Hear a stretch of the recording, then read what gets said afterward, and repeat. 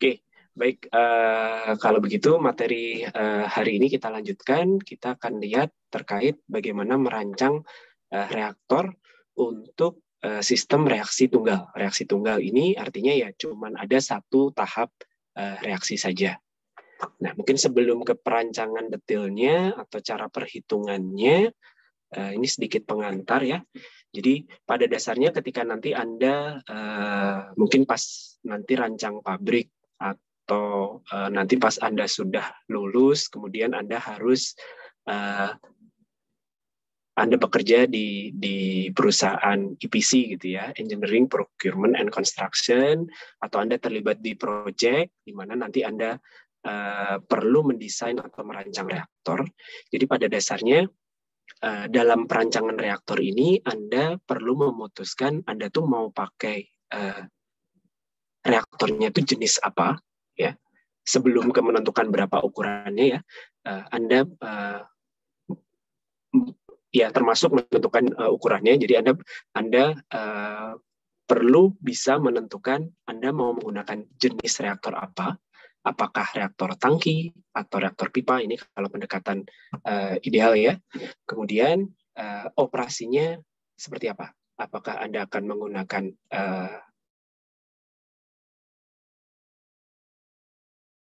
nah, sebetulnya ketika Anda memutuskan ini maaf koneksi internet saya kayaknya agak bermasalah. Apakah suaranya masih jelas? Masih, Pak. Oke, soalnya bolak-balik muncul connection unstable. Baik, jadi dalam memilih jenis maupun menentukan mode operasi reaktor itu nanti akan dipengaruhi oleh banyak hal. Yang jelas, yang salah satunya adalah jenis reaksi. Jadi apakah nanti reaksinya itu adalah homogen, satu fasa, atau heterogen. Kemudian kalau homogen, apakah reaksinya itu fasa cair atau fasa gas? Ya, ini akan menentukan pemilihan jenis reaktor. Itu adalah skala produksinya. Apakah nanti Anda akan memproduksi dalam skala kecil atau skala yang relatif besar. Nah, skala produksi ini biasanya muncul dari mana? Ya dari kebutuhan produksi. Misalnya Anda ingin memproduksi enzim tertentu gitu ya. Misalnya produknya adalah enzim. Nah, Anda perlu melihat enzim tadi diproduksi untuk keperluan apa? Apakah untuk kesehatan, maksudnya untuk manusia gitu ya, kemudian atau untuk kebutuhan pabrik yang memang menggunakan enzim untuk katalis produksi mereka. Nah, nanti kan penggunaan produk ini akan menentukan kebutuhan produknya seberapa besar. Nah, dari kebutuhan produk tadi, Anda bisa menentukan, oh Anda pengen bangun pabrik enzim, produksinya berapa banyak, berapa ton per tahun, nanti menjadi berapa kilogram per hari. Nah, nanti itu akan menentukan, akan jadi pertimbangan volume reaktor Anda seberapa besar. Nah, kalau volume reaktornya sudah ketemu gitu ya, Anda pengen volume reaktornya segini.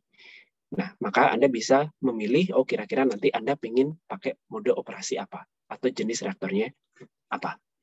Nah, selain dua ini ya tentu masih ada banyak hal ya, misalnya biayanya, biaya peralatannya seberapa besar, safety-nya, Anda butuh tingkat atau level safety-nya seberapa tinggi, kemudian stabilitas dan fleksibilitas operasinya. Apakah Anda hanya akan memproduksi satu barang saja selama sepanjang tahun gitu ya, atau Anda harus memproduksi beberapa produk, sementara Anda hanya punya satu reaktor. Nah, nanti Anda dari kebutuhan stabilitas dan fleksibilitas operasi, Anda bisa tentukan, oh Anda perlu reaktornya jenis ini, gitu ya. Kemudian waktu operasi, apakah waktu fermentasinya cukup dalam hitungan jam, ataukah perlu berhari-hari gitu ya. Dan ini juga akan menentukan jenis atau operasi dari reaktor Anda. Ini nanti kalau ngomongin yang produk bioproses, nah Anda kan pakai biokatalis ya. Biokatalisnya itu Anda bisa pakai bakteri, bisa pakai ragi, bisa jamur. Nah, kalau pakai jamur misalnya, jamur kan punya hifa gitu ya. Dia bisa membentuk hifa, membentuk miselium gitu ya. Nah, kalau jamur, apakah dia mungkin hidup dengan baik atau fermentasinya apakah bisa dilakukan dengan baik kalau reaktornya banyak pengaduknya gitu ya. Misalnya Anda punya reaktor tangki gitu ya, atau Anda mau bikin produk bioproses, tapi katalisnya adalah yang jamur berfilamen gitu. Nah, kemudian itu akan menjadi kurang cocok kalau Anda misalnya pakai bentuk reaktornya yang tangki banyak pengaduknya. Nanti si filamen jamur tadi akan nempel-nempel di pengaduknya misalnya. Nah, itu akan menjadi salah satu pertimbangan ketika nanti Anda memutuskan Anda pakai reaktor jenis apa dan apakah modenya mau batch atau mau continue. Ya, jadi secara umum nanti akan kembali lagi ke best practice-nya. Best practice ini Anda perlu tahu untuk sistem produksi dari produk tertentu, ini biasa berapa sih volume reaktornya, kemudian apa sih jenis reaktornya gitu ya, apa mode operasinya gitu ya. Kemudian kira-kira nanti butuh pengendaliannya apa saja untuk reaktor tadi ya. Seperti itu. Nah, karena ketika Anda sudah memilih reaktor, sudah menentukan mode operasi, nanti ini larinya akan ke keekonomian. Ya, karena kan reaktor ini adalah tempat di mana Anda mengkonversi si substrat menjadi produk ya. Jadi nanti akan mempengaruhi keekonomian. Keekonomian ini tidak hanya ke perolehan produknya. Jadi nanti kan kalau Anda sudah menentukan volume reaktornya, jenisnya, mode operasinya, Anda bisa ngitung ya, nanti dalam jangka waktu tertentu, durasi tertentu, berapa sih perolehan produk yang Anda dapatkan. Berapa jumlah produk per satuan volume reaktor, per satuan waktu yang Anda bisa peroleh. Selain perolehan, ya tentunya desain reaktor juga akan menentukan biaya investasi ya. Jadi Anda butuh reaktornya jenis apa. Misalnya Anda pilih yang jenis tangki, tangkinya terbuat dari apa. Tangkinya terbuat dari apa, kemudian nanti pengadukannya seperti apa. Ya, pengadukannya seperti apa, aerasinya seperti apa. Kalau memang butuh aerasi, nah ini kan ada biaya investasi dan ada biaya operasi. Ada capex, ada opex ya. Jadi nanti akan berpengaruh juga ke keekonomian. Baik. Nah, untuk materi yang ini, jadi materi yang hari ini atau materi yang bagian perancangan reaktor ini, kita akan melihat atau kita akan menentukan jenis dan operasi reaktor itu dengan membandingkan ukurannya. Jadi karena ukuran ini secara tidak langsung nanti kan akan mempengaruhi ke yang lain-lain ya, tadi ke perolehan, ke biaya investasi, biaya operasi, dan lain sebagainya. Jadi di sini parameter utama yang penting adalah bagaimana kita bisa menentukan memilih reaktor berdasarkan untuk reaksi yang sama, kira-kira butuh reaktornya itu ukurannya berapa.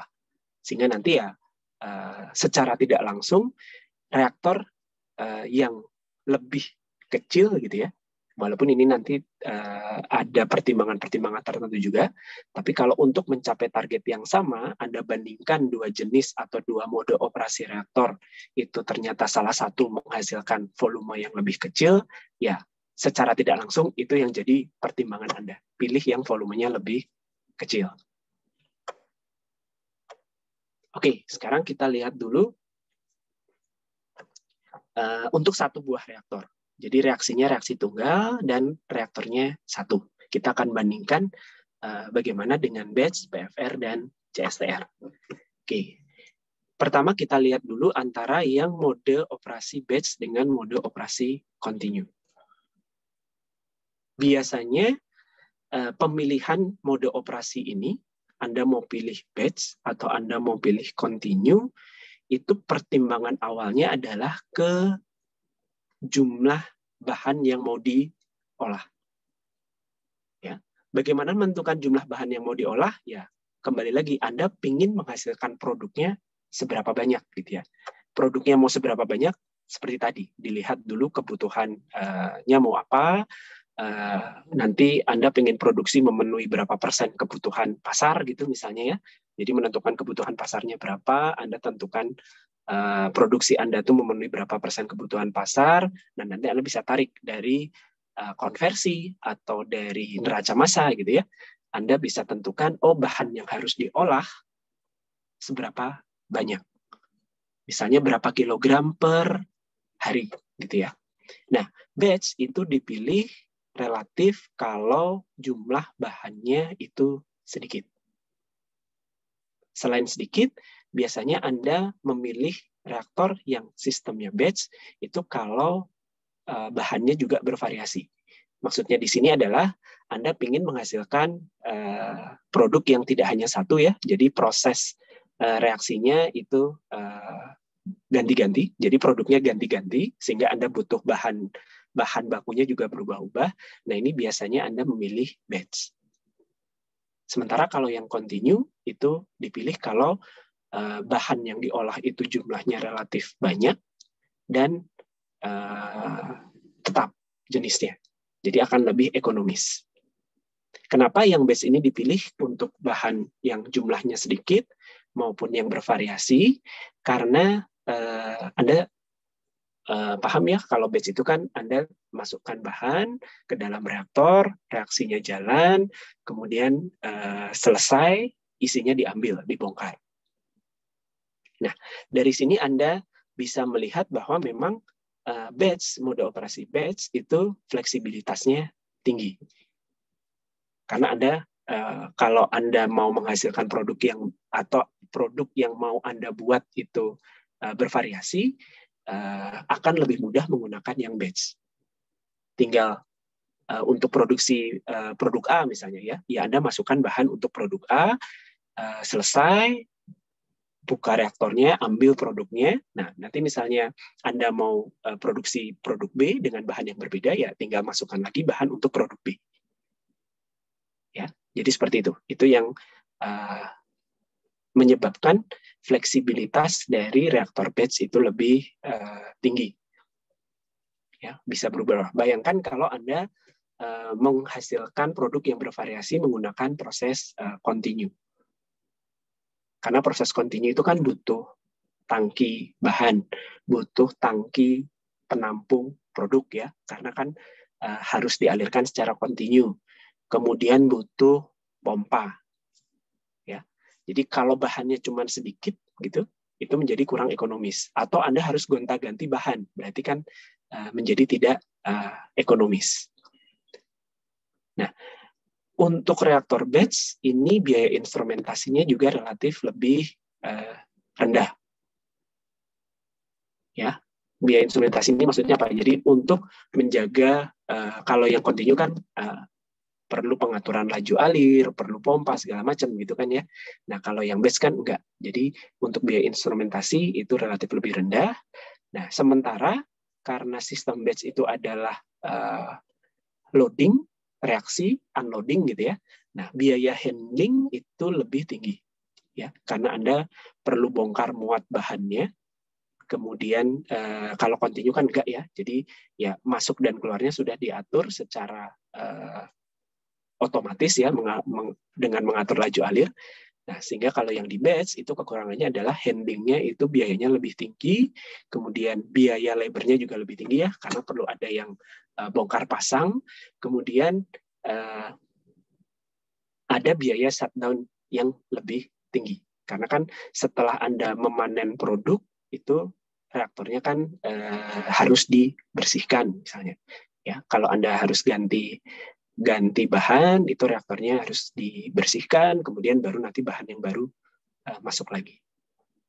Oke ya, jadi ini pertimbangan utama kapan harus pilih batch, kapan harus pilih continue. Nah, mungkin sebelum dilanjutkan, menurut kalian kalau untuk yang bioproses akan lebih banyak yang mana? Batch atau continue? Menurut kalian? Natasha, ada? Ada, Pak. Lebih ke yang batch sih, Pak. Lebih banyak yang batch. Alasannya? Karena kalau bioproses biasanya skalanya kecil doang gitu, karena bukan yang kebutuhan untuk industri skala besar. Kecuali yang bulk chemical gitu sih, Pak. Oke, betul ya. Jadi untuk bioproses itu umumnya adalah reaktor batch. Bukan hanya karena mungkin skalanya kecil atau ya tidak besar itu kan kecil atau banyak itu kan relatif ya. Tapi kira-kira ada faktor lain nggak? Kenapa kalau yang bioproses itu selain alasan-alasan ini ya skalanya lebih kecil. Kalau bioproses juga mungkin produknya itu bisa beda-beda ya. Jadi satu pabrik itu tidak hanya menghasilkan satu jenis produk, biasanya dia memproduksi lebih dari satu sehingga dia memilih batch. Tapi kira-kira kalau spesifik bioproses ada alasan lain nggak? Kenapa batch itu lebih dipilih daripada continue? Ada bisa mungkin ada kontaminasi, Pak. Maksudnya gimana? Nanti kalau continue, kalau terkontaminasi berarti semuanya harus dibuang. Kalau batch kan cuma yang batch itu aja, Pak. Ya, betul. Jadi satu lagi pertimbangan kenapa reaktor batch itu lebih dipilih itu menjaga agar kondisinya itu tidak terkontaminasi itu lebih mudah di batch. Ya, karena tidak ada yang keluar masuk ya. Jadi dengan menjaga kondisi tidak terjadi kontaminasi, batch itu lebih mudah. Nah, kalau terjadi kontaminasi ya, misalnya ternyata produknya kontam, tadi seperti yang disampaikan oleh Ricky, betul. Anda tahu itu dari batch yang mana.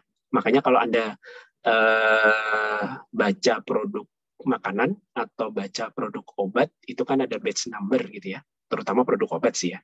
Ada batch number, nah itu untuk menunjukkan produk itu dihasilkan dari batch yang mana. Kalau ternyata ada kesalahan dari produk itu, misalnya kontam, kemudian ya ada zat tertentunya gitu ya. Kita tahu produk mana yang bermasalah, kita tahu batch mana yang bermasalah, itu bisa ditarik dari peredaran. Bayangkan kalau yang continue. Kalau continue kan kalau sudah terjadi kontaminasi yang mau ditarik, oke, kalau ketahuannya pada saat proses nggak masalah ya, bisa dihentikan prosesnya kemudian diulang lagi. Tapi kalau ketahuannya baru di akhir ketika produknya sudah dipasarkan gitu kan, nah ini akan lebih menyulitkan untuk ditarik kembali. Oke ya. Nah, sekarang kita lihat kalau batch dan PFR dari kuliah sebelumnya Anda sudah bisa melihat dari neraca massanya ya, diturunkan dari neraca massa, kemudian Anda membuat persamaan kinerjanya. Ini kinerja dari batch dan PFR itu menghasilkan persamaan yang sama ya. Hubungan antara waktu, kalau di batch itu namanya waktu reaksi, kalau di PFR namanya waktu tinggal, itu hubungan antara waktu dengan konversi dan laju reaksi itu persamaannya mirip. Artinya apa? Untuk waktu yang sama, kemudian volume reaktor yang sama, maka baik batch maupun PFR itu akan memberikan konversi yang sama. Kembali lagi seperti yang tadi disampaikan Pak Chandra, asumsinya adalah ideal. Ya, batch punya asumsinya sendiri, PFR punya asumsinya sendiri, dan penentunya adalah laju reaksi. Ya, tahap penentu lajunya itu adalah reaksi. Tidak ada hambatan dari sisi perpindahan. Ya, kalau tidak ada hambatan dari sisi perpindahan, jadi sebetulnya batch dan PFR ini memiliki performance yang sama. Kalau performance-nya sama, ya berarti Anda tinggal membandingkannya atau pertimbangan berikutnya ya dari yang tadi, apakah volume bahannya sedikit atau banyak. Nanti kebutuhan instrumentasinya seperti apa, biaya handlingnya seperti apa. Tapi pada dasarnya antara yang batch dengan yang PFR itu performance-nya sama. Batch ideal, ya batch dan PFR, reaktor ideal itu performance-nya sama. Oke, bisa dipahami ya. Jadi pertimbangan berikutnya ketika Anda mau milih ya tinggal apakah yang satu itu memang bisa diaduk atau yang satu memang perlu diaduk ya. Yang kedua apakah reaksinya misalnya fasa gas gitu ya. Kalau fasa gas mungkin PFR akan lebih dipilih daripada batch gitu ya. Kalau fasa cair berarti batch akan lebih dipilih daripada PFR. Tapi kalau jumlah bahan yang mau diolah itu banyak, ya mungkin PFR lebih dipilih daripada batch. Kira-kira begitu. Oke, sampai sini apakah ada yang mau ditanyakan dulu? Halo Pak. Ya. Izin bertanya Pak. Tadi kan katanya itu kan batch itu ada shutdown time-nya relatif tinggi. Apakah shutdown time itu bisa diminimalisir dengan cara menambahkan jumlah reaktor untuk mengurangi lead time-nya tidak ya Pak? Soalnya kan memang di proses kalau misalnya batch proses itu kan berarti kan ada lead time untuk setiap prosesnya kan. Mungkin bisa aja dimanipulasi dengan menambahkan reaktor untuk menambal hal tersebut. Memungkinkan tidak ya Pak? Kira-kira? Memungkinkan, betul. Jadi memang kalau di praktek di pabrik ya, kalau prosesnya itu adalah batch, itu memang biasanya reaktornya tidak hanya satu.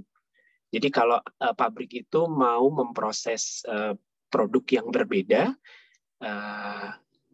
dia ada yang reaktornya cuma satu, tapi dengan konsekuensi ya tadi ya lead time dan shutdown-nya itu tinggi. Nah, caranya adalah memang ditambah reaktornya. Jadi saat reaktor pertama itu reaktor pertama itu belum selesai ya, yang reaktor keduanya itu sudah disiapkan. Ini juga berlaku untuk satu jenis produk ya. Jadi agar mengurangi shutdown time. Betul, bisa dengan menambah jumlah reaktor. Tapi kan di sini yang kita bandingkan adalah ukuran reaktornya sama. Paham ya maksudnya? Betul, kalau secara praktikal untuk mengurangi shutdown time itu untuk reaktor batch itu lebih dari satu reaktor.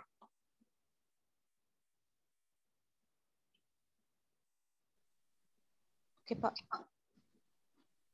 Oke, ada lagi yang mau ditanyakan? Silakan. Oh ini Pak, dari aspek volume apakah bisa sampai sebesar itu tidak ya Pak? Kalau misalnya memang misalnya konversinya memang relatif lebih apa? Kira-kira batch itu kalau misalnya kita perbesar sampai ya ratusan ribu gitu, apakah mungkin kan tidak ya Pak ya? Atau tidak sampai mungkin? Apa? Meter kubik atau liter? Liter gitu Pak. Oh, jadi ini sudah kalau yang kita bicarakan sekarang kan kembali lagi ya, yang kita bicarakan ini masih reaktor ideal. Nah, kalau terkait prakteknya ya nanti di kondisi realnya kalau batch itu kan bentuknya tangki. Bentuknya tangki berpengaduk gitu ya. Nah, ya kembali lagi nanti kalau ukurannya diperbesar, sebetulnya apa sih bedanya kalau Anda menyelenggarakan reaksi dengan ukuran kecil dengan ukuran yang besar?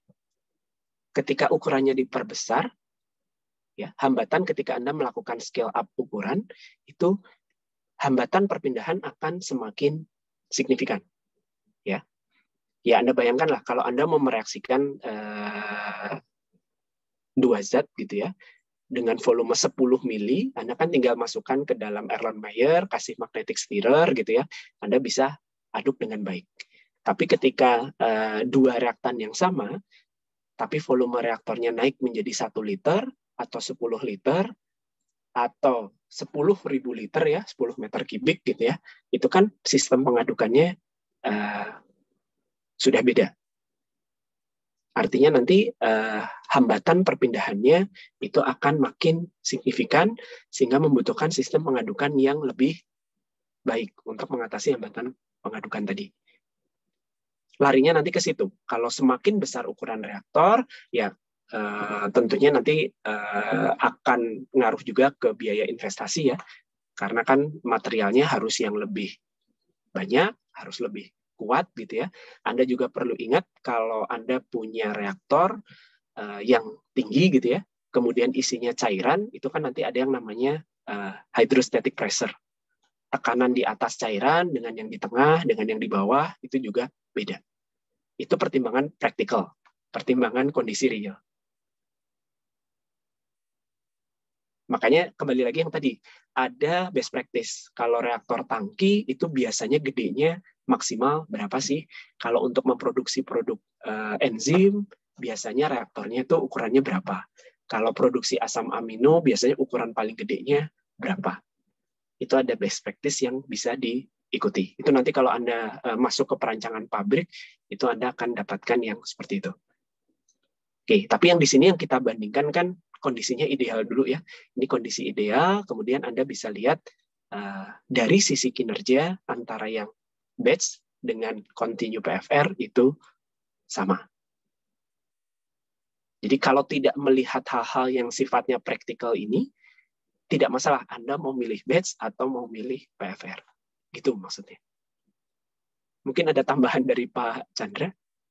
Silahkan Pak.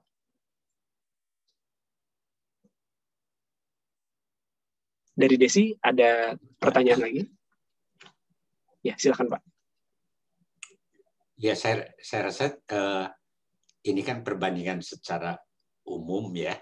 Jadi mungkin cukup buat saya sih ini perbandingan. Ya. Jadi ini perbandingan secara umum, betul Pak. Jadi hanya membandingkan ukuran volume saja. Jadi untuk mencapai target tertentu, kita bandingkan volumenya. Yang menghasilkan volume lebih kecil, itu yang kita pilih. Kalau memang pertimbangannya baru yang volume saja. Karena volume kecil kan berarti lebih ekonomis. Oke, nah sekarang kalau kita bandingkan yang CSTR dengan PFR, yang sama-sama continue.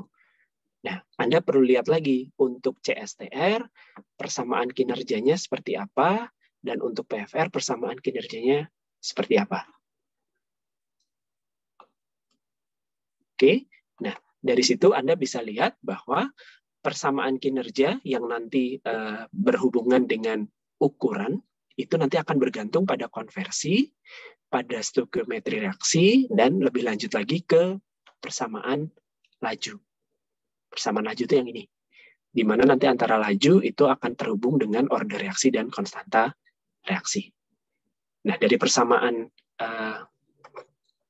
kinerja antara CSTR dengan PFR, Anda bisa dapatkan kurva ya, antara laju, seperlaju, 1 per minus RA, dengan konversi, ya, I itu inlet, F itu final, ya. Kalau Anda punya kurva X terhadap 1/R, maka untuk PFR, ya, tau per CA0 itu ditunjukkan oleh kurva yang di garis-garis, ya.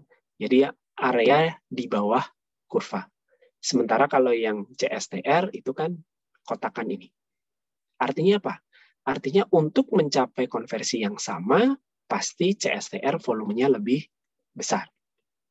Jadi ini sudah kita bahas tadi ya di awal, bahwa kalau hanya melihat bahwa dua-duanya itu adalah reaktor ideal, penentunya adalah laju reaksi, maka untuk reaksi yang ordernya positif ya, di mana CA itu mempengaruhi RA, ini PFR pasti lebih baik. Karena apa? Maksudnya lebih baik itu dia butuh volume lebih kecil untuk mencapai konversi yang sama. Butuh volume lebih kecil atau butuh waktu tinggal yang lebih kecil.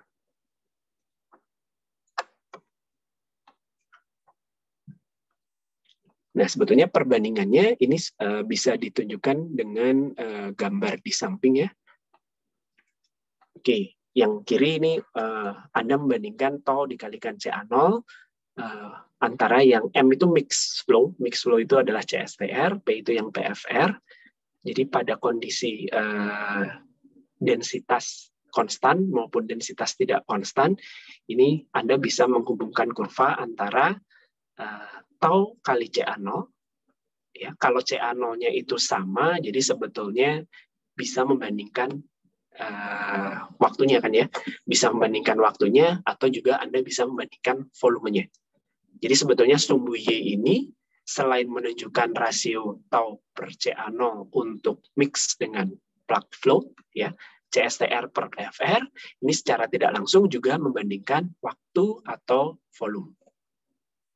Oke, sumbu X-nya ini adalah 1 minus XA. Jadi ketika A-nya belum terkonversi, itu ada di sini ya, di titik 1, kan XA-nya 0, dan makin tinggi konversinya, itu akan semakin ke kiri. Ini untuk reaksi orde positif. Ya. Perbandingan performance dari CSTR dengan PFR untuk reaksi orde N positif. Nah, apa yang bisa Anda amati dari gambar ini? Ya, garis yang hitam, ada yang hitam, ada yang titik-titik ya. Garis yang hitam ini menunjukkan untuk reaksi dengan orde tertentu, ordenya bisa Anda baca ya, pada epsilon 0. Kalau epsilonnya tidak 0, ada yang garis titik-titik. Makin ke bawah, itu ordenya semakin kecil. Oke, apa yang bisa Anda amati dari gambar ini?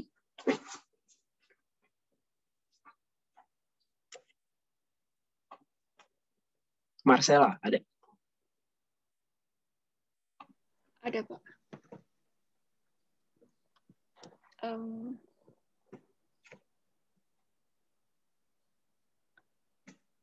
Maksudnya dari segi mananya gitu? Ya, terserah Anda mau melihat dari sisi mananya. Ini adalah orde yang kecil ya, makin ke atas garis hitamnya, misalnya Anda lihat yang garis hitam nih, makin ke atas tuh ordenya semakin besar. Artinya apa?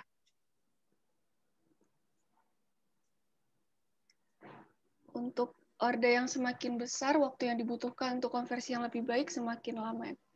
Untuk konversi yang lebih baik maksudnya? Untuk konversi yang lebih besar.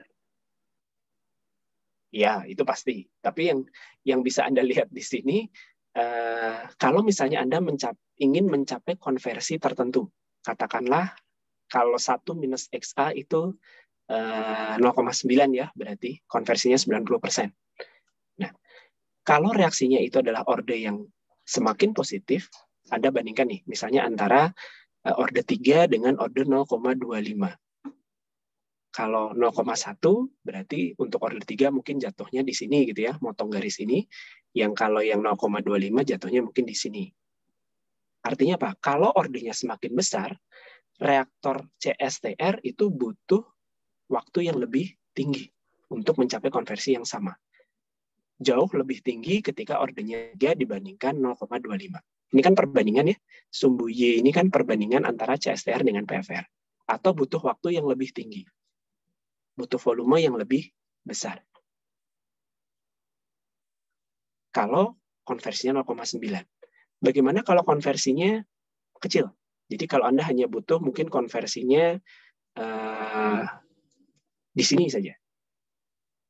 Kalau konversinya di sini, mungkin antara yang orde 0,25 dengan yang orde 3 itu beda.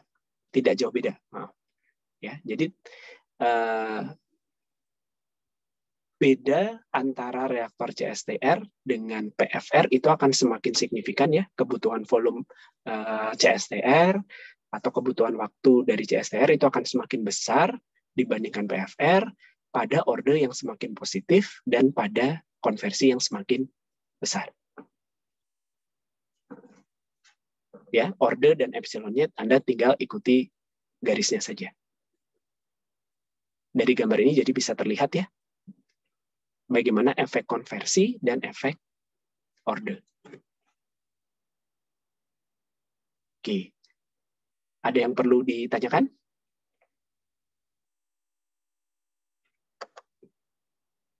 Oke. Lanjut ya. Nah, jadi ini sebenarnya kesimpulannya ya. Jadi untuk reaksi yang sifatnya positif, N-nya itu positif, ordenya lebih dari 0, maka CSTR, mix reaktor, itu selalu volumenya akan lebih besar daripada PFR. Rasio volume ini akan semakin meningkat dengan kenaikan orde reaksi. Kalau konversinya kecil, maka rasio volume itu hanya berbanding sedikit. Maksudnya untuk konversi yang kecil, perbedaan volume antara CSTR dengan PFR itu mirip, sama. makin kecil konversinya, makin tidak berbeda volumenya. Tapi begitu konversinya makin besar, makin signifikan beda volumenya. Artinya apa? Ya, ketika konversinya kecil, Anda bebas milih mau CSTR, mau PFR, itu mirip. Tapi kalau konversinya besar, PFR lebih preferable daripada CSTR. Ini kalau melihat perhitungan volumenya saja ya. Oke, kemudian bagaimana pengaruh densitas, bagaimana pengaruh epsilon. Jadi epsilon ini ada pengaruhnya terhadap, jadi kalau Anda lihat ya, jadi kalau epsilonnya semakin naik, ya untuk orde yang sama, itu ternyata kurvanya juga semakin naik. Artinya ada kenaikan rasio antara volume CSTR dengan PFR. Tapi ini lebih tidak signifikan dibandingkan orde, ya. Oke, dari sini dulu apa ada yang mau ditanyakan?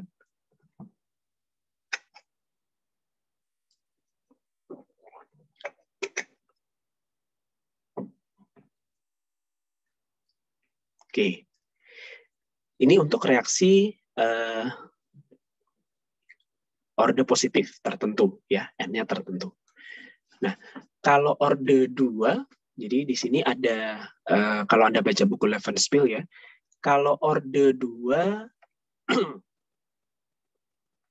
kalau hanya CA pangkat 2, ya kalau misalnya di sini Anda punya 2 reaktan, itu A plus B jadi produk. Nah, ini didefinisikan M itu adalah perbandingan konsentrasi awal B terhadap konsentrasi awal A. Jadi yang Anda lihat adalah B sebagai fungsi A. Secara umum, persamaan laju, ini kalau reaksinya adalah reaksi tunggal ya, jadi hanya K dikalikan CA dikalikan CB. Oke, nah di sini sebetulnya yang Anda lihat adalah batas ekstrimnya.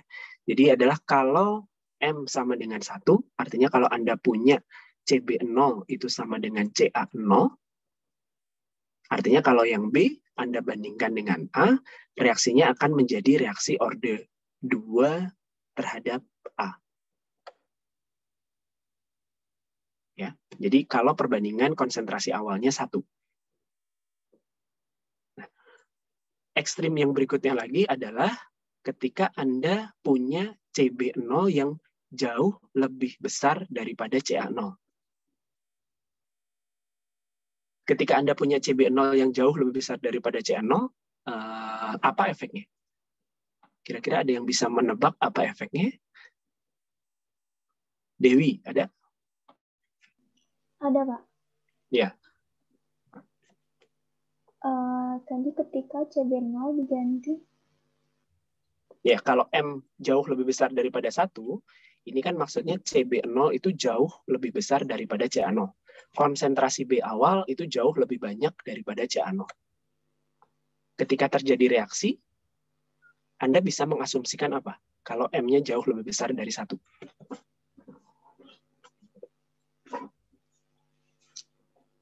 Anda bisa memahami persamaan terakhir ini nggak? Ketika M lebih besar daripada 1.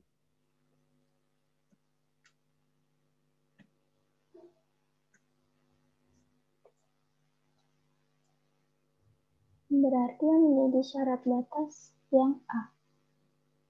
Gimana? Berarti yang menjadi syarat batasnya yang A. Maksudnya syarat batas? Karena konsentrasi. Karena jumlah A-nya lebih kecil dari jumlah B. Oke, terus apa efeknya? Kan Anda punya reaksi ya A plus B, jadi produk. Ya, kalau CA0, CB0 ya, ini kan awalnya ada CA0, ini ada CB0. Kalau M-nya sama dengan 1, untuk setiap A yang bereaksi, jumlah mol B sama kan ya? Ya. Kalau CB0 sama dengan CA0, M sama dengan 1, itu kan berarti kan CA0 sama dengan CB0. Berarti nanti kalau A-nya bereaksi 1 mol, B-nya juga 1 mol. A-nya bereaksi 2 mol, B-nya juga 2 mol. Sehingga Anda bisa nyatakan bahwa laju CB itu akan sama dengan CA, sehingga reaksi ini bisa dianggap reaksi orde 2 terhadap A. Itu definisi yang ini. Nah, kalau CB0-nya itu jauh lebih besar daripada CA0, sisa CB ketika A-nya sudah bereaksi, itu akan bagaimana dibandingkan sisa A? Sisanya lebih banyak. Ya, lebih banyak. Jadi Anda bisa menganggap pengurangan konsentrasi CB itu tidak signifikan. Atau Anda bisa menganggap bahwa CB0 itu relatif konstan, tidak berubah. Karena jumlahnya sangat banyak.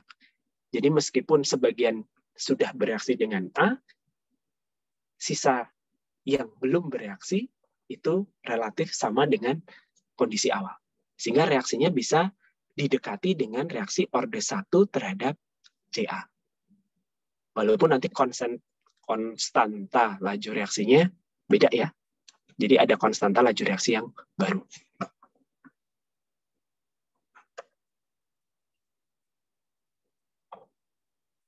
Atau kadang ini juga dengan pseudo first order.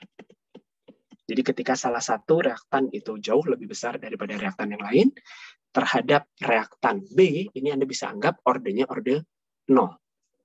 Ya, ordenya orde 0, sehingga nanti hanya dipengaruhi oleh reaktan A. Kalau yang kasus yang pertama, sama-sama orde 1, tapi karena sisa B itu akan selalu sama dengan sisa A, karena M-nya sama dengan 1, maka Anda bisa anggap orde 2 terhadap A. Nah, kurvanya ada di mana? Berarti yang ini, karena batasnya ada yang orde 1 terhadap CA, dan ada yang batasnya orde 2 terhadap CA, maka sebetulnya di sini ya batasnya antara orde 1 itu yang ini, orde 1 terhadap A, dan orde 2 terhadap A. Nanti yang A plus B itu ada di garisnya ada di sini. Tentunya nanti perlu dicari garisnya berdasarkan perhitungan-perhitungan eksperimen. Oke, ada yang mau ditanyakan dulu sampai di sini?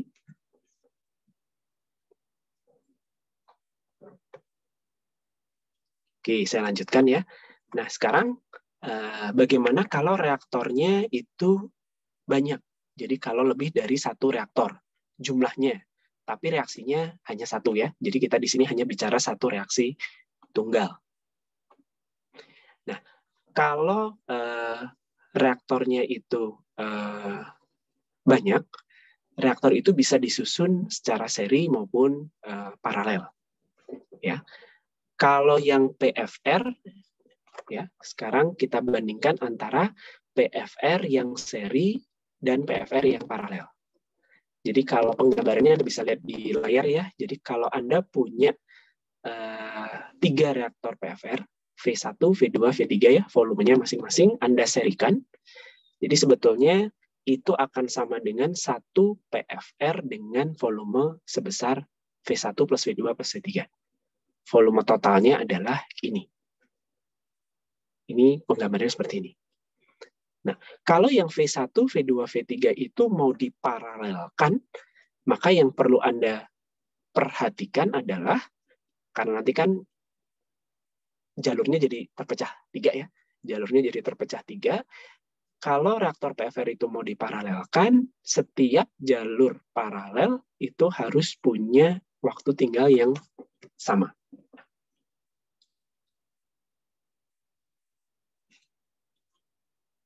Biar nanti keluarnya bisa bareng gitu ya. Karena nanti kalau waktu tinggal di tiap reaktor itu tidak sama, nanti keluarnya tidak bareng. Nanti kalau keluarnya tidak bareng bisa terjadi aliran balik. Nah, untuk mengatur waktu tinggal yang sama, kalau volume 1, 2, 3 ini beda, ya berarti Anda atur berapa laju alirnya. Sementara kalau yang di seri, laju alir itu akan sama di semua jalur serinya. Yang berbeda nanti menjadi waktu tinggal di masing-masing reaktor. Oke, bisa dipahami ya? Ini bedanya kalau PFR di seri atau PFR di paralel. Oke, kalau Anda punya reaktor PFR, sejumlah N, kemudian disusun seri, maka akan terjadi konversi ya di masing-masing reaktor, sehingga nanti katakanlah di reaktor 1 konversinya adalah X1, reaktor 2 X2, sampai reaktor ke N adalah XN, maka Anda bisa menghitung konversi reaktan A yang meninggalkan reaktor untuk masing-masing reaktor dari persamaan ini. Jadi tinggal Anda balikkan, Anda gunakan persamaan kinerja reaktor PFR, tapi untuk masing-masing reaktor, ya, berapa konversinya Anda bisa gunakan persamaan ini. I itu adalah pada reaktor yang keluar dari reaktor I-1 adalah yang keluar dari reaktor sebelum I. Sehingga nanti ya, V per F0-nya itu sebetulnya adalah volume total reaktor dibagi F0. Karena F0 kan pasti F di masing-masing reaktor kan sama ya. Jadi Anda tinggal jumlahkan saja. Oke, ini akan sama dengan integral dari konversi masing-masing reaktor. Oke, dari sini ada yang mau ditanyakan dulu? Bisa dipahami ya, jadi pemahamannya adalah waktu tinggal di masing-masing reaktor itu beda. Kalau yang seri, laju alirnya sama. Volumenya menjadi volume total, sehingga Anda bisa bangun persamaan kinerjanya seperti ini. Oke, mungkin ada satu contoh soal yang cukup sederhana ya. Di sini Anda punya 3 buah reaktor, yang 2 disusun seri, volumenya 50 dengan 30 liter, kemudian di bawahnya disusun paralel dengan yang volume 40 liter. Ya, yang ini adalah cabang D, yang 50-30, yang bawah adalah cabang E. Oke, Anda diminta menghitung berapa fraksi dari umpan yang harus menuju cabang D, yang cabang di atas. Nah, di sini Anda bisa lihat, karena yang D dan E itu paralel, berarti waktu tinggalnya harus sama. Sementara yang D itu ada 2 reaktor seri, berarti volumenya Anda bisa menghitung volume total, 50 plus 30, 80 liter.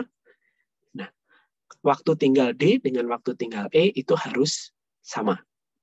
Ya, waktu tinggal kan volume per laju.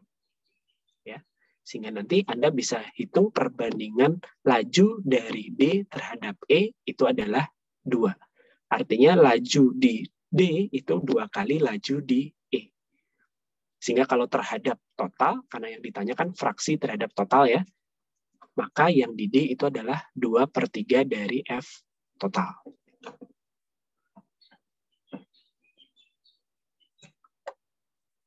Ya, cukup sederhana. Oke, sekarang kalau CSTR disusun seri. Nah, ini sebetulnya nyambung dengan diskusi di awal tadi. Ada sedikit koreksi ya di file PDF-nya. Jadi kalau Anda mereaksikan A dengan pada konsentrasi awal CA-in masuk ke CSTR, maka yang terjadi adalah satu buah CSTR ya. Anda punya satu buah CSTR dengan volume katakanlah 10 liter gitu ya. Satu buah CSTR volumenya 10 liter. Anda masukkan ke dalam reaktor CA-in, maka yang terjadi adalah dia akan langsung drop. Ya. Karena tadi dia terdilusi, teraduk ya, langsung bereaksi semuanya, dia akan langsung drop sebesar CA out, kemudian nanti dia akan keluar. Jadi mengikuti profil garis yang ini. Ini adalah profil dari CSTR. Oke, nah kalau Anda ganti ya, tadi berapa volume CSTR-nya? 10 liter. Kemudian Anda ganti dengan 5 buah reaktor dengan volume masing-masing 2 liter, maka yang terjadi adalah di setiap reaktor terjadi penurunan dengan profil yang mirip. Hanya karena volumenya lebih kecil, turunnya tidak langsung ke CA out. Jadi mungkin yang ya ini reaktor 1, ini reaktor 2, ini reaktor 3, dan seterusnya sampai ke reaktor ke-5. Kalau reaktornya diperkecil lagi, tapi jumlahnya diperbanyak, ya profilnya sama, anak tangga, tapi anak tangganya lebih banyak. Makin banyak tahapannya, makin banyak reaktor yang diserikan, makin kecil volume reaktor, maka profil anak tangganya akan semakin banyak. Nah, nanti bisa dilihat dengan persamaan juga bahwa nanti makin lama kan Anda akan mendapatkan profil yang ini ya. Jadi dari CA in itu yang awal A masuk, CA out itu yang akhir ya, keluar dari reaktor yang paling terakhir. Nah, nanti kalau reaktornya semakin banyak, CSTR-nya semakin banyak, tapi volumenya semakin kecil, ini profilnya menjadi begini, antara in dengan out-nya. Walaupun volume total dari CSTR-nya sama. Yang tadinya 1 tapi 10 liter menjadi 2 liter tapi 5 reaktor. Kemudian dari 10 reaktor volumenya 1 liter, makin kecil, makin kecil. Nah, profilnya seperti ini. Apa yang bisa Anda lihat dengan profil yang seperti ini?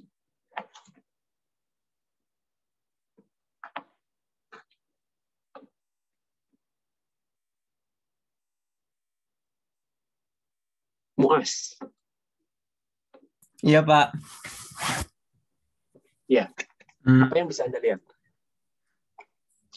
Atau apa yang bisa Anda dapatkan kalau Anda memecah reaktor CSTR besar menjadi kecil-kecil volumenya, tapi Anda serikan? Kalau dengan lihat gambar ini aja. Ini profil 1 CSTR besar ya. Iya. Ini profil 5 CSTR, volumenya lebih kecil. Ini profil 30, kalau ini tulisannya sih 30 CSTR dengan volume lebih kecil lagi. Dan yang ini adalah sebetulnya profil PFR, yang garis putus-putus. Ini iya, adalah Pak. profil PFR. Mungkin si konsentrasinya penurunannya juga bertahap, Pak. Jadinya. Ketika penurunannya bertahap, apa efeknya? Akibatnya konversinya juga untuk tiap reaktornya tuh akan lebih tinggi. Maksudnya penurunannya tuh tidak langsung drop. Gimana ya bilangnya? Ya, mungkin penurunan di tiap reaktor tidak akan langsung drop. Terus apa efeknya? Mungkin kalau kesimpulannya itu si konversinya bakal lebih tinggi, Pak. Ya, ujungnya konversinya akan lebih tinggi. Walaupun total volume reaktornya sama ya. Iya, Pak. Dan Anda akan dapatkan makin banyak reaktor yang Anda serikan, walaupun volumenya makin kecil-kecil gitu ya, Anda akan dapatkan profil yang mendekati profil PFR. Ya. Jadi CSTR dengan volume lebih kecil tapi disusun seri, itu profilnya akan mendekati profil PFR. Karena Anda bisa bayangkan di tiap tahapan CSTR yang disusun seri itu mirip dengan satu segmen di PFR. Jadi terjadi pengadukan, terus pindah lagi ke segmen berikutnya terjadi pengadukan, pindah lagi ke segmen berikutnya terjadi pengadukan, dan seterusnya. Oke. Ya. Jadi terlihat bahwa CSTR yang diserikan itu akan mendekati PFR. Atau ya kembali lagi yang tadi ya, bahwa satu PFR itu untuk order reaksi yang positif, satu PFR itu akan lebih efisien daripada satu CSTR.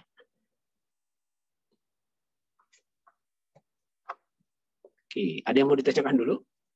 Mungkin dari penjelasan ini dan penjelasan sebelumnya.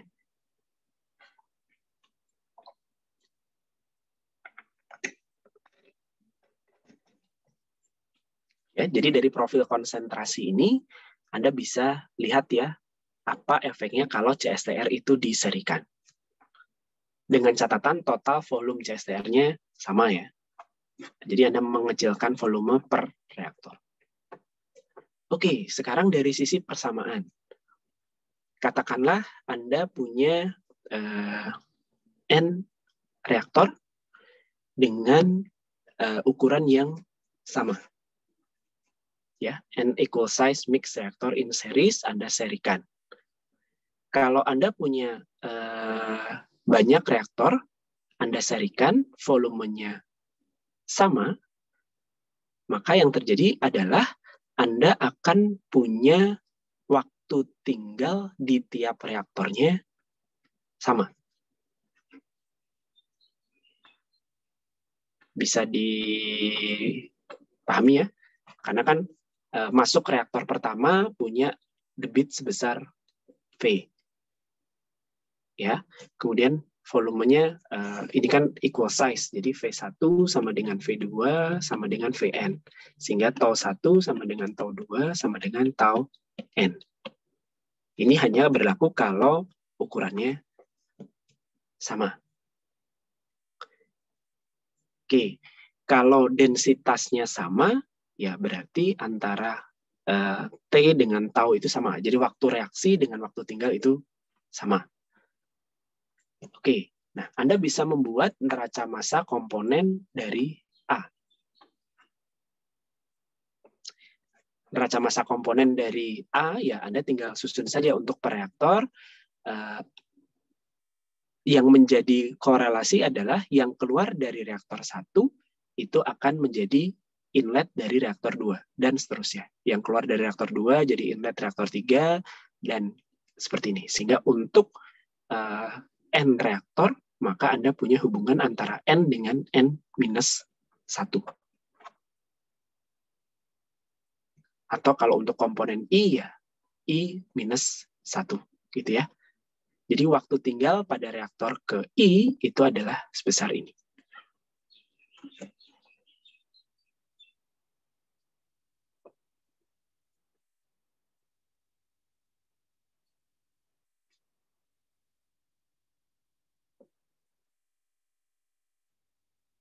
Oke.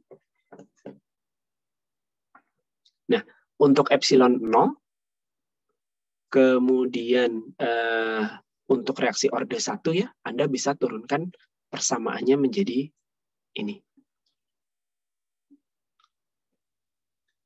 Ya, pada reaksi orde 1, Anda bisa turunkan persamaan ini. Hubungan antara CI-1 itu adalah konsentrasi yang masuk ke reaktor I, CI itu adalah konsentrasi yang keluar dari reaktor I, hubungannya dengan waktu tinggal ini. Nah, kalau Anda bandingkan antara awal banget ya, C0 itu adalah konsentrasi yang masuk reaktor pertama, Cn itu adalah konsentrasi A yang keluar di reaktor terakhir, maka Anda dapatkan hubungannya ini.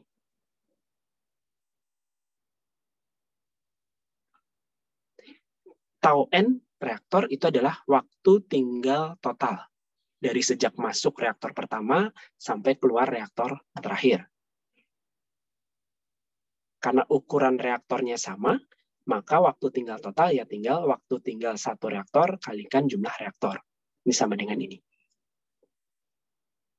Nah, dari sini terlihat kalau N-nya Anda naikkan, ya, N naikkan itu berarti jumlah reaktornya diperbanyak, volume reaktornya diperkecil. Ketika limit N mendekati tidak terhingga, maka persamaan ini akan menjadi persamaan waktu tinggal untuk reaktor PFR. Jadi menjelaskan ya, kenapa kalau reaktor CSTR diserikan, jumlah reaktornya diperbanyak, itu mode persamaan kinerjanya itu menjadi persamaan PFR.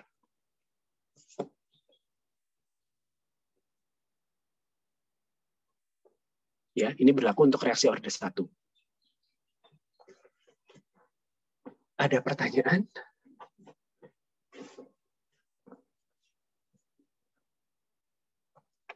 Oke, kalau digambar, jadi untuk CSTR seri, reaksinya orde 1, A menjadi R, epsilonnya 0, ada gambar yang bisa digunakan untuk mengkorelasikan antara waktu tinggal di CSTR dengan waktu tinggal di PFR. Atau secara tidak langsung juga menunjukkan volume yang diperlukan untuk CSTR dibandingkan volume yang diperlukan untuk PFR pada konversi yang sama. Definisinya mirip dengan gambar yang di awal tadi ya. Nah, Anda lihat kurvanya sumbu X-nya sama ya, 1 minus XA. Kalau reaksinya orde 1 ya, CA per CA0. Oke, kemudian di sini selain ada kurva yang menghubungkan tau N per tau P ya, tau N itu adalah tau untuk waktu tinggal untuk CSTR sejumlah N, kemudian tau P ini adalah waktu tinggal satu buah PFR yang volumenya sama. Itu definisinya. Oke, untuk reaksi orde 1. Apa yang bisa Anda lihat dari kurva ini? Rahadian.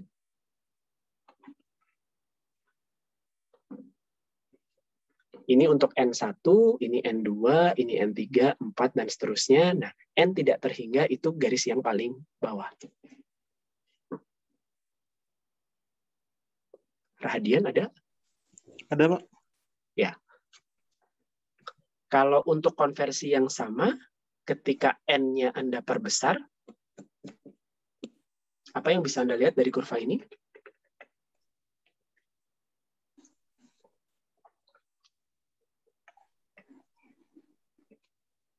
Tau N per tau P-nya bagaimana?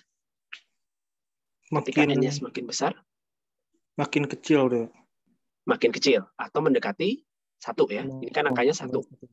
Angka paling bawah kan sumbu Y ya. Sumbu Y angka paling bawah 1. Ya. Jadi untuk N yang makin banyak, jumlah reaktor CSR-nya makin banyak. Kembali lagi ya ke sesuai dengan yang sudah dijelaskan tadi, maka waktu tinggal N buah CSTR itu akan mendekati waktu tinggal 1 buah PFR. Makin mirip PFR. Sebaliknya kalau makin sedikit jumlah reaktornya, ini reaktornya 1. Ini perbandingannya semakin signifikan. Oke, garis putus-putus ini apa? Garis putus-putus ini menyatakan konstanta laju dikalikan waktu tinggal untuk setiap N-nya. Jadi ini menyatakan sebetulnya perbedaan waktu tinggal untuk masing-masing reaktor. Ya, kalau reaksi orde 1 kan ya maksudnya di sini kan K-nya sama ya. Kalau konstanta laju kan kalau reaksinya 1 ya berarti 1 nilai konstanta laju. Jadi antara yang 50, 20, 10, 5 itu adalah beda di waktu tinggalnya.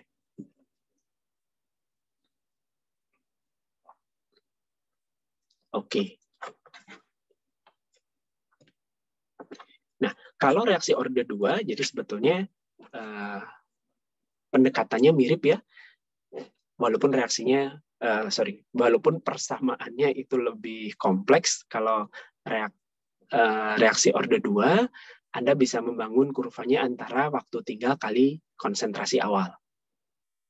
Antara N buah reaktor dibandingkan 1 buah PFR. N buah CSTR dibandingkan ke 1 buah PFR. Ya, ini untuk garis yang hitam itu untuk N. Sumbu Y-nya sama, 1 minus XA. Kemudian garis putus-putusnya adalah K kali CA0 kali waktu tinggal. Jadi kalau K kali CA0-nya konstan, ya sebetulnya ini membedakan waktu tinggal. Reaksinya reaksi orde 2 bisa 2A jadi P, atau A plus B jadi P, dengan catatan CA0 sama dengan CB0. Oke, untuk memahami grafik, Anda bisa lihat di contoh ini ya. Jadi ada A itu dikonversikan, jadi reaksinya adalah reaksi orde 2, Kemudian Anda ketika A itu dimasukkan ke satu buah reaktor CSTR, single mixed flow reaktor, satu buah reaktor CSTR, konversinya adalah 0,9. Oke, satu buah reaktor. Nah, Anda akan menambah satu buah lagi reaktor yang sama, ya. Second reactor similar to the one being used secara seri. Jadi Anda tambahkan satu buah reaktor lagi secara seri dengan ukuran reaktor yang sama dengan reaktor yang pertama. Oke, kemudian dari sini Anda diminta untuk menghitung kalau treatment rate-nya sama. Jadi treatment rate itu maksudnya laju alir, ya. Jadi laju alirnya itu sama. Jadi Anda punya laju alir yang sama, tapi Anda menambahkan satu buah reaktor lagi. Jadi jumlahnya nambah, volume totalnya nambah, ya, tentu saja. Berapa konversi akhir? Oke, nah yang kedua dibalik.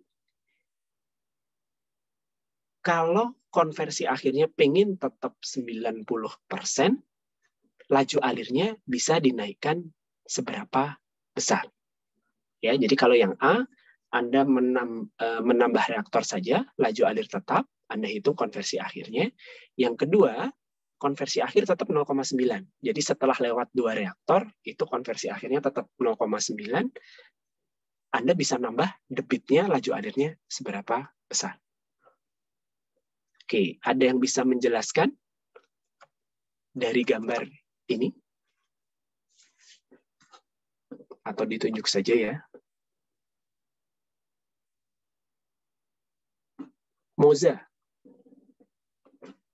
Ada? Ada, Pak. Oke. Sebentar, Pak. Berarti ini dikaitkan sama soal yang tadi, ya? Ada pembahasannya di slide, tapi saya minta Anda bisa nggak menjelaskan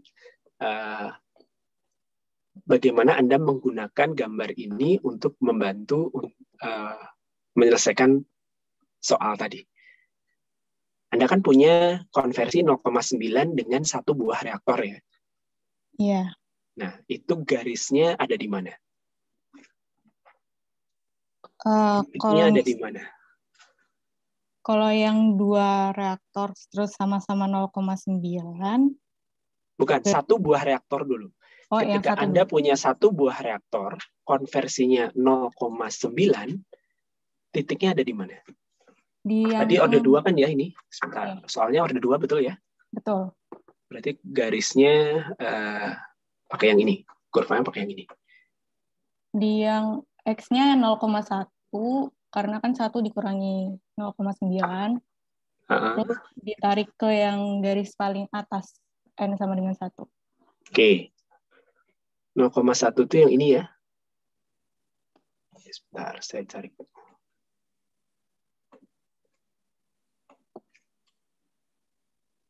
Ini?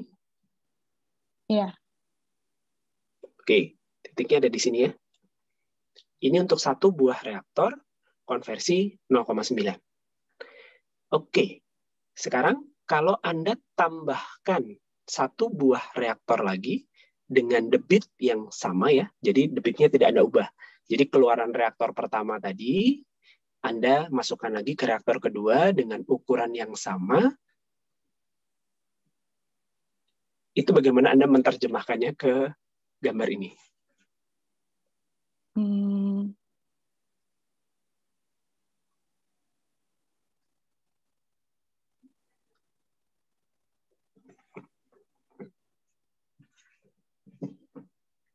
Atau ada yang lain yang mau membantu Moza? Silahkan.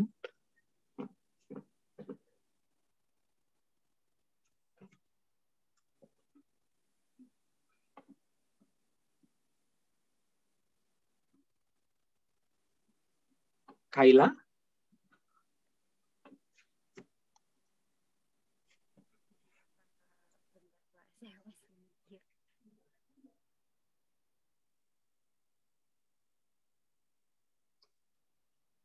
Ada, Kaila? Iya, Pak. Ya, kalau Anda menambah di belakang reaktor 1 tadi Anda tambahkan lagi reaktor berikutnya. Volumenya sama. Ya. Debit yang masuk ke reaktor kedua kan tentunya akan sama dengan debit yang masuk ke reaktor 1 gitu ya. Karena Anda tidak merubah debitnya. Maka apa yang akan terjadi? Kalau ada 2 reaktor, Anda tambahkan lagi ya 1 reaktor, jadi ada 2 reaktor, maka yang berubah adalah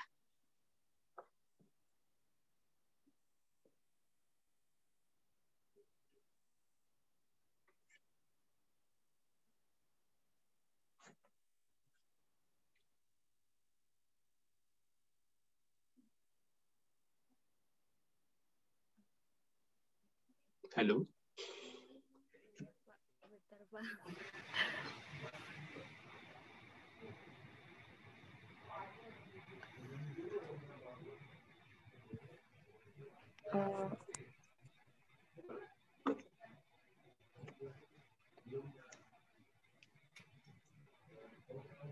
Ya, apa yang berubah? Kalau Anda tambahkan lagi 1 reaktor, berarti itu akan menambah? Konversinya bertambah, Pak. Ya, itu yang ditanyakan. Tapi sebelum menghitung konversinya, Anda akan menambah waktu tinggal kan ya? Betul nggak? Jadi, kalau dengan 1 buah reaktor, ya 0,1, konversi 0,9 ya, dengan 1 buah reaktor kan Anda dapatkan ini. Katakanlah di sini nilainya kalau ini 50, ini 100, mungkin di sini 90 gitu ya. Ini kan menyatakan garis waktu tinggal ya. Kalau K dan CA 0-nya sama, berarti kan beda-beda garis putus-putus yang serong ke kiri itu menyatakan waktu tinggal. Ketika Anda tambahkan 1 reaktor lagi, waktu tinggalnya menjadi berapa? 2 kali 90 kan ya?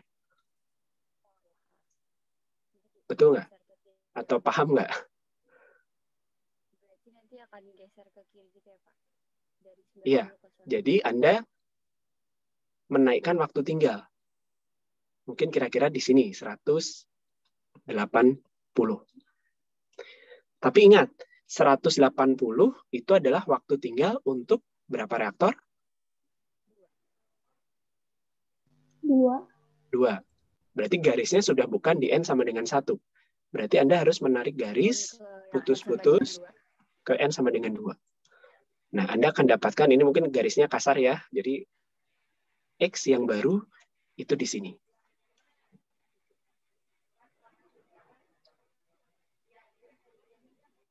Anda bisa hitung. Ya. Jadi Anda dapatkan konversinya sekitar, jadi garis yang baru itu yang ini. Anda dapatkan konversinya sekitar 97,4. Ya. Terlihat bahwa dengan menambah 1 buah reaktor, ukurannya sama, Anda bisa dapatkan konversi 97,4%. Kalau tadi hanya 90%, naik jadi 97,4%. Wajar ya, karena kan waktu tinggalnya diperlama. Yang tadinya keluar dari reaktor 1, itu diolah lebih lanjut di reaktor 2, sehingga dapat konversi yang lebih tinggi. Nah, untuk kasus yang kedua, Anda ingin dengan 2 reaktor, tapi konversinya tetap 0,9. Berarti kan Anda bisa menaikkan debitnya. Ya, dengan 2 reaktor seri, konversi 0,9 kan berarti garisnya yang ini ya. Atau kalau melihat di sini, berarti kalau tadi sampai atas, ini berarti hanya sampai di sini. Ya, di sini Anda perlu menarik garis ya, dari sini. Berapa waktu tinggalnya? Caranya bagaimana? Ketemu 27,5 itu dari mana? Ya, tinggal dicari, kan garisnya kira-kira ada di sini. Di sini ya. Kalau ini 20, ini 50, ya ini tinggal diinterpolasi saja.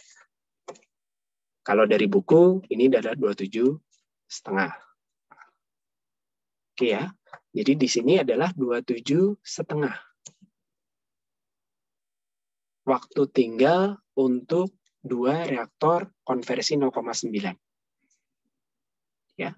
Kalau tadi dengan satu reaktor konversi 0,9 dapat angkanya 90 ya. Kalau 2 reaktor 27,5.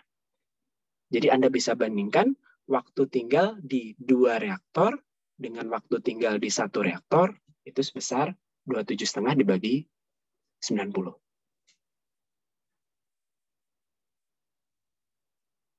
Oke. Nah, Anda perlu pahami juga bahwa reaktornya kan nambah, volumenya nambah. Jadi volume dari 2 reaktor itu sama dengan 2 kali volume 1 reaktor. Definisi waktu tinggal itu adalah volume dibagi debit. Sehingga kalau Anda punya 2 reaktor, ya ditambah ukurannya, untuk mencapai konversi yang sama 0,9, maka Anda bisa menaikkan debitnya menjadi 6,6 kali. Artinya apa? Anda bisa mengolah umpan, ya. Kalau Anda punya 2 reaktor diserikan, ya, Anda bisa mengolah umpan untuk mencapai konversi yang sama, itu Anda bisa mengolah umpannya 6 kali lipat lebih banyak, atau mendekati 7 kali lipat lebih banyak. Kalau di seri. Kalau di paralel gimana?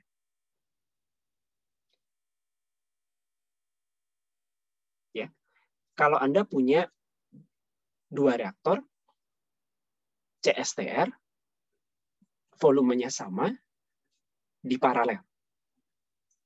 Untuk mencapai konversi 0,9, total debitnya itu hanya 2 kali lipat kan ya? Betul nggak? Karena ya masing-masing kan 0,9 konversinya. Sehingga ketika Anda menambah, maksudnya 1 reaktor konversinya 0,9. Ketika Anda menambah 1 reaktor lagi, tapi di paralel, debitnya hanya bisa nambah 1 kali lagi, gitu kan? Sehingga total debitnya hanya nambah 2 kali. Beda dengan kalau di seri. Nambahnya bisa 6 kali. Ya, jadi lebih untung yang mana? Lebih untung yang di seri. Oke?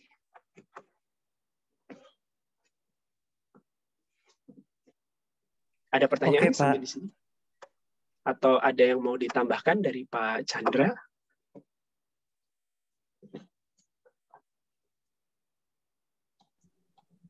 Ya, saya rasa ya memang yang dibicarakan tadi oleh Pak Wawan itu adalah metode-metode ya. Jadi metode-metode untuk menghitung nanti dengan cepat atau membantu supaya bisa divisualisasikan. Ya, jadi itu hal yang mungkin itu hal yang baik nanti pada saat dalam menyelesaikan soal-soal. Ya, tetapi yang terpenting adalah bukan cuma menghafal, oh ini kurvanya begini, kalau ini begini, terus cara mengerjakannya begini. Ya, jadi bukan itu yang terpenting, karena nanti kalau cuma menghafal saja grafik dan seperti ini, lulus mungkin saudara akan mahasiswa bisa selesai dengan baik, tapi begitu itu lupa gitu. Ya, tapi yang terpenting adalah mengenal fenomena yang terjadi pada masing-masing reaktor, baik itu CSTR, PFR ataupun terus batch, ya. Kemudian bagaimana menurunkan neraca masanya pada berbagai macam order reaksi, dan kemudian memahami fenomenanya. Jadi kalau ada 2 reaktor CSTR dipasang seri, ya, kalau ada PFR terus di PFR, ya, jadi kemudian juga apa sih yang terjadi ya kalau ada 2 reaktor di CSTR dipasang seri atau 3 dan sebagainya, ya. Jadi fenomenanya yang dipahami, ya. Kemudian order reaksi itu kan jelas akan mempengaruhi, ya. Saya tidak tahu Pak Wawan, kalau saya lupa kalau di level steel itu ada beberapa rule of thumb gitu ya, yang bahwa kalau tadi misalnya seperti order reaksi positif itu kan tadi sudah disampaikan maka PFR itu akan konversi. Kalau semua yang lain sama, maka PFR itu adalah konversi yang tertinggi. Ya, ada Pak. Itu ada di mana itu? Ada, seperti ini ada. Nanti ya, nanti itu ya. Oke. Ya udah ada. Okay. Ini kalau yang di seri beda-beda jenisnya Pak, atau beda-beda ukurannya. Ya. Ada. Oke. Ya, jadi bukan cuma menghafal nanti masing-masing jenis reaktor, tetapi juga yang penting adalah memahami fenomenanya, terus kemudian memahami apa yang terjadi pada masing-masing.